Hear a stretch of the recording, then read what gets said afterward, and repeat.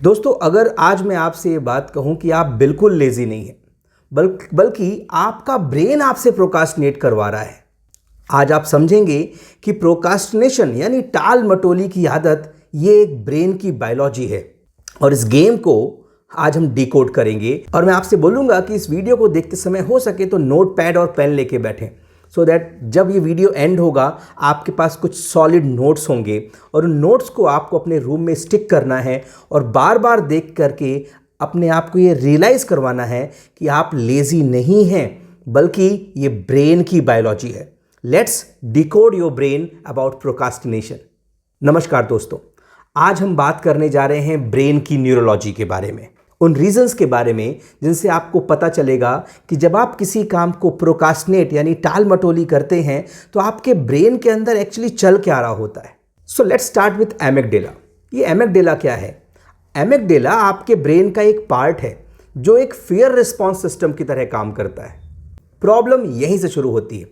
जैसे ही कोई टास्क आपने करने को सोचा, एमिगडाला को ये थ्रेट लगता है, बोरिंग या रिस्की लगता है, और आपका जो ब्रेन है वो इस तरीके से डिजाइंड है, यानी वो आपको इंस्टेंट प्लेजर या इंस्टेंट रिजल्ट देने की कोशिश करता है।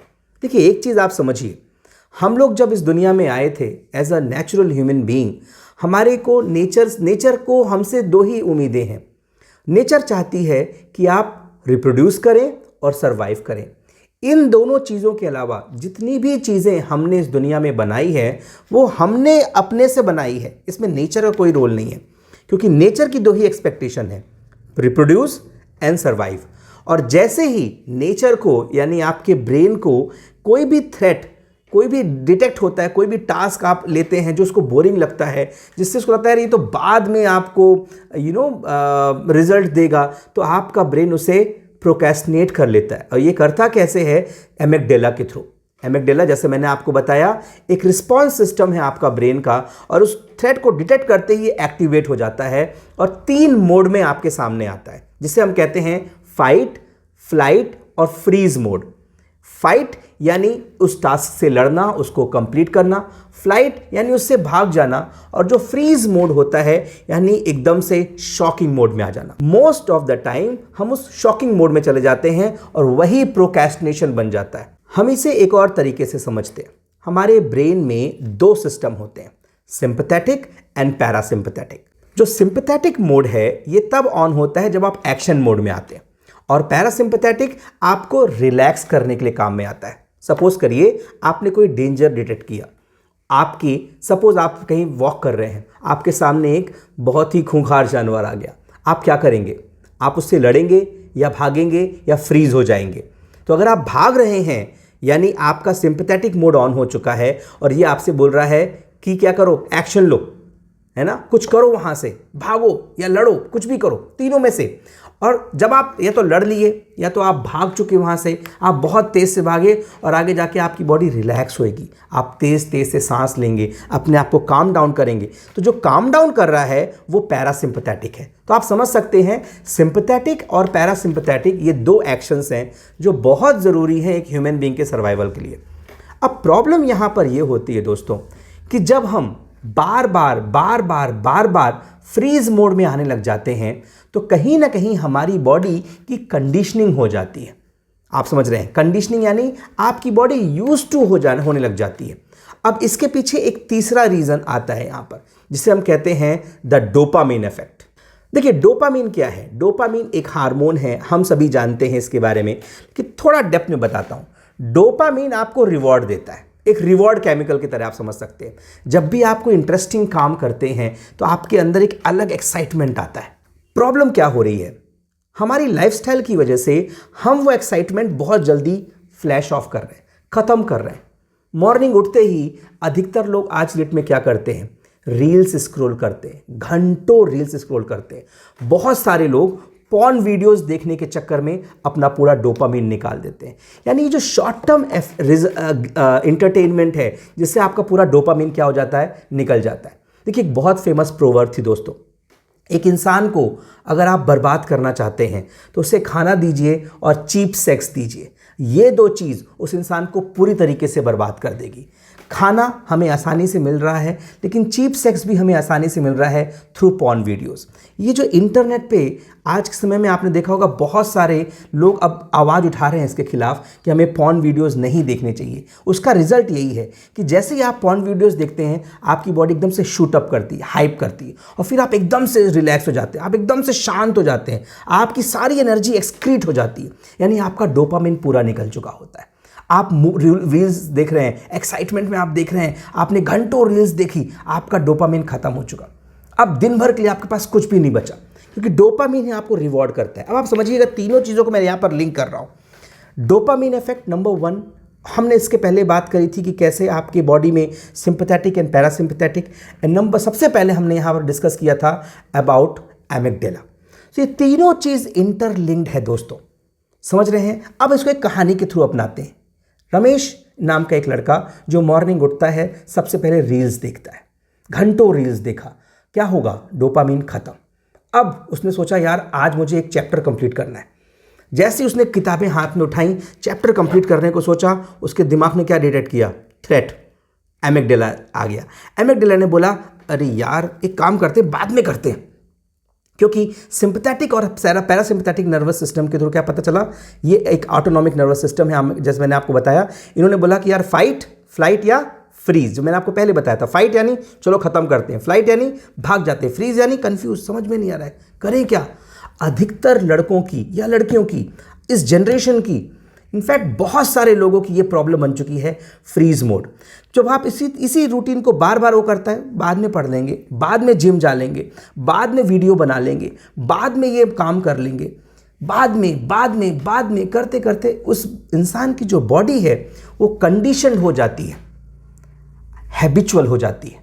और जैसे ही अगली बार जैसे ही कोई टास्क उसको थ्रेटफुल लगेगा या बोरिंग लगेगा, तुरंत जो कंडीशनड है वो पहले आ जाएगा और टालमटोली हो जाएगी। दोस्तों ये है प्रोकास्टिनेशन का बायो न्यूरोलॉजिकल रीजन, जो आज मैंने आपके साथ डिस्कस किया।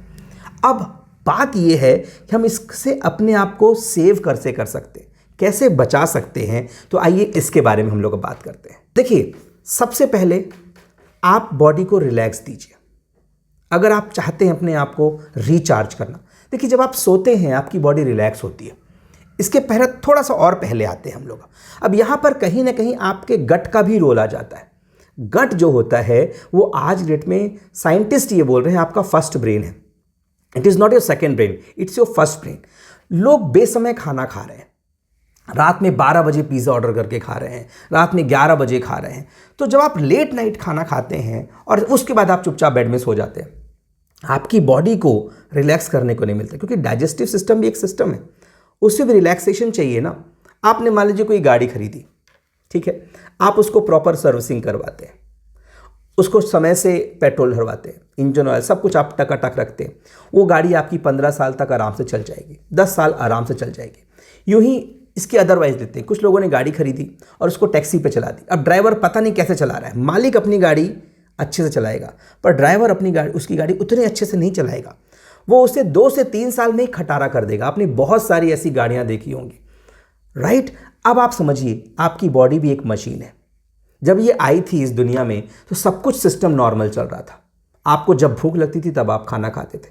अब क्या हो रहा है, आप बेसमय खाना खा रहे हैं, आपकी बॉडी को रेस्ट नहीं मिल पा रहा है। जब वो रेस्ट नहीं ले पा रही है, खाना डाइजेस्ट नहीं कर पा रही है, तो जब आप मॉर्निंग में उठते हैं, you feel lazy, you don't feel excited.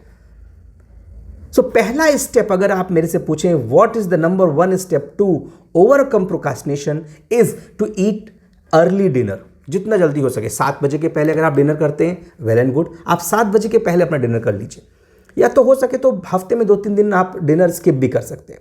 तो जब आप ये स्टेप अपनाते हैं तो क्या होता है, आपकी बॉडी में जो गुड बैक्टीरियाज हैं वो बढ़िया तरीके से बनते हैं। रात भर में आपकी बॉडी सिग्नल करती है ब्रेन को, I am ready for the next day, recharged, सारे हार्मोन्स अपनी जगह आ चुके हैं। अब नंबर 2, अब आपने कोई काम करने को डिसाइड किया, आपको लगा यार एक चैप्टर कंप्लीट करना है, इसकी जगह आप उस चैप्टर को बोलिए इस एक चैप्टर का एक पार्ट करना है, यानी अपने टास्क को छोटे छोटे पार्ट में डिवाइड करिए। जैसे ही आप छोटे छोटे पार्ट में डिवाइड करते हैं, ये आपको अचीवेबल लगता है। हाँ यार इतना कर सकता हूँ, 2 पेज तो कर ही सकता हूँ, पहले 2 पेज करके देखता हूँ, जैसे ही आपने 2 पेज कंप्लीट कर लिए, now reward yourself, that is very important. जैसे ही आपने कोई टास्क कंप्लीट किया, याद रखिएगा हमने कंडीशनिंग भी करी थी ना, हम इससे रिवर्स कंडीशनिंग कर रहे हैं, राइट। रिवर्स कंडीशनिंग में जैसे ही आपने वो 2 पार्ट कर लिए, let's have a small walk, right. थोड़ा सा आप वॉक कर लीजिए, थोड़ा सा यहाँ वहाँ घूम लीजिए। याद रखिएगा रिवॉर्ड में स्क्रीन को यूज़ नहीं करना है, डिजिटल गैजेट से दूर रहना है, क्योंकि डिजिटल गैजेट अगेन आपका डोपामिन एक्सट्रैक्ट कर लेगा, आपको वो शक कर लेता है। दोस्तों कई बार आप इस बात से एग्री करेंगे, जब आप लगातार रील देखते हैं, आपको कई बार समझ में नहीं आता हम देख क्या रहे हैं, राइट। आपको समझ में नहीं आता यार एक्चुअली मैं चाहता क्या हूँ इस रील से। इंटरटेनमेंट थोड़ा बहुत मिला, उसके बाद बोरिंग लगने जाता है, फिर भी आदमी देख रहा है। आपका बॉडी कंडीशन हो चुका है। तो इससे हमें अपनी बॉडी को बचाना है, और करना तरीका क्या है, डिजिटलाइज्ड गैजेट से दूर रहना है हमें, खासकर स्क्रीन से हमें दूर रहना है। लास्ट, जब आप ये हरकत करेंगे, ये एक्टिविटी करेंगे एवरीडे, धीरे धीरे, नंबर 1 डिनर स्किप करेंगे या फिर डिनर जल्दी करेंगे। नंबर 2, मॉर्निंग उठते ही आप अपने आप को थोड़ा सा अपना टास्क डिसाइड करेंगे, टास्क को ब्रेक डाउन करेंगे। नंबर 3, टास्क पूरा करने के बाद अपने आप को रिवॉर्ड करेंगे। नंबर 4, डिजिटल गैजेट से दूर रहेंगे। जब आप इसको लगातार करेंगे ना दोस्तों, 1 हफ्ते तक आपके अंदर एक चेंज आएगा। 1 हफ्ते का चैलेंज दे रहा हूं मैं आपको। 1 हफ्ते आप करके देखिए, आपके अंदर एक चेंज आएगा। आपकी बॉडी जो बहुत जल्दी वहां हुई थी कंडीशनिंग, बहुत जल्दी यहां भी कंडीशनिंग हो जाएगी। आप यकीन मानिए, एज ए साइकोलॉजिस्ट मैं आपको बता रहा हूं, हमारा ब्रेन अमेजिंग है, इसको कंडीशन करना बहुत आसान है अगर आप इसको समझ लें तो। जब आप इसको बार बार करते हैं ना दोस्तों, तो ये आपको रिस्पांस देना शुरू कर देता है, और आप अपने अंदर वो लेवल अप जिसकी मैंने स्टार्टिंग में बात करी थी, फील करना शुरू कर देंगे। तो याद रखिएगा, प्रोकास्टिनेशन आपका लेजीनेस नहीं है, बल्कि ब्रेन का वो सर्वाइवल मैकेनिज्म है जो आपको सेव करना चाहता है। जब आप अपने ब्रेन को समझ लेते हैं, तो आप अपनी प्रोडक्टिविटी को भी कंट्रोल कर लेते हैं। अगर आपको ये वीडियो हेल्पफुल लगा है तो प्लीज़ कमेंट करके हमें बताएं, और इसको अपने दोस्तों के साथ शेयर करें, रिलेटिव्स के साथ शेयर करें। प्लीज़ कमेंट करके बताएं अगला वीडियो आप किस ब्रेन साइकोलॉजी पर चाहते हैं। उम्मीद करते हैं आपको मेरी टिप अच्छी लगी होगी। फॉलो करिए और एंजॉय करिए। Thank you so much and have a great life.